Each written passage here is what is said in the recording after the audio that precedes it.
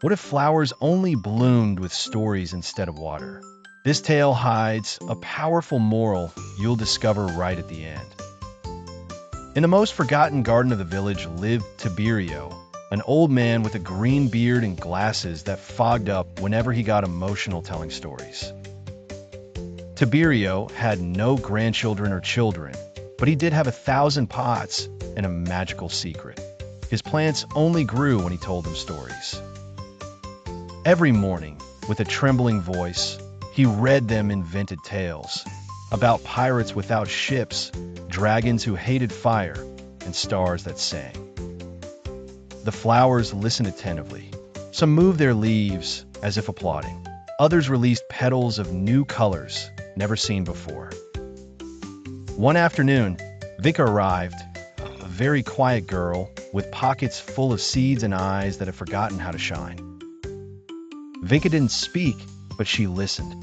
She sat next to Tiberio every day and heard how the stories made the plants' roots tremble. "Why do you tell stories to the flowers?" she asked one day in a soft voice.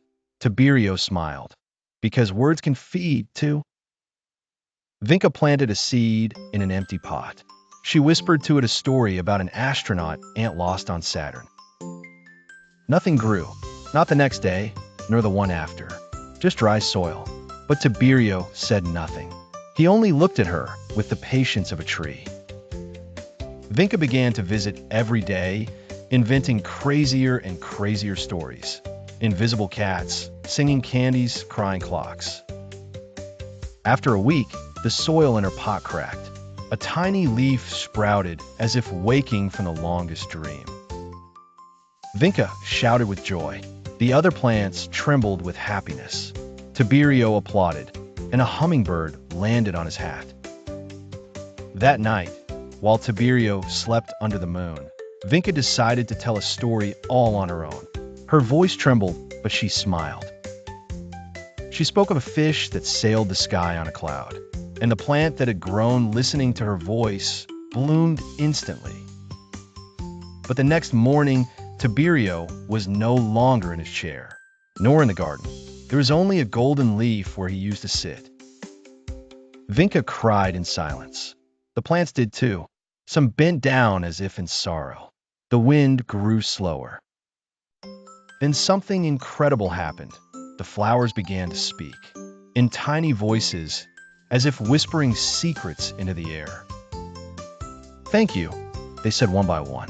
"Tiberio gave us life through words. Now, you must continue the story." Vinka understood the garden had chosen her. Her voice, once timid, now grew strong like a seed sprouting. She began teaching other children how to tell stories. Each brought a seed, a story, a voice that had never been heard before. The garden filled with children and colors. The pots couldn't keep up. Even the nearby trees began to bloom in the middle of winter. One night, among laughter and tales, a blue flower appeared, one no one had planted. It glowed like the sky before a wish. "It's Tiberio," Vinka whispered. "He's listening to us." The flowers trembled and released star-shaped petals. Vinka tended the garden for years. Her hair turned green. Her glasses fogged up when she told stories.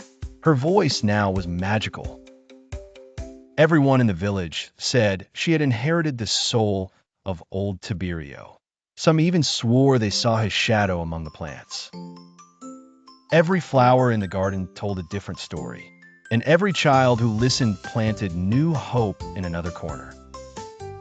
One day, a new girl arrived with an empty pot and sad eyes.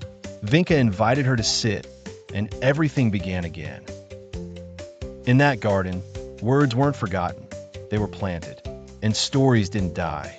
They turned into petals and roots. Because in that corner of the world, stories had leaves, stems, voices, and memories that bloomed every time someone dared to tell one. Moral: words have the power to make not only plants bloom, but also hearts and silences. See you very soon with more magical tales that will take you to incredible worlds.